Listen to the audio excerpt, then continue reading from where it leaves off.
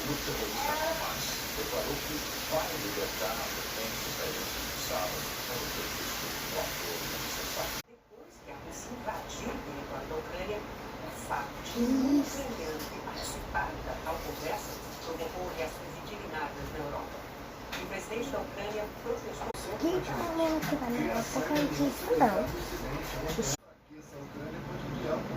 A chefe e assumir a responsabilidade pela segurança do continente. For Europe's defense. Make no mistake, não se engane. Vai ser esse Oi, mãe. E ele não vai fazer? Oi, mãe. Oi, mãe.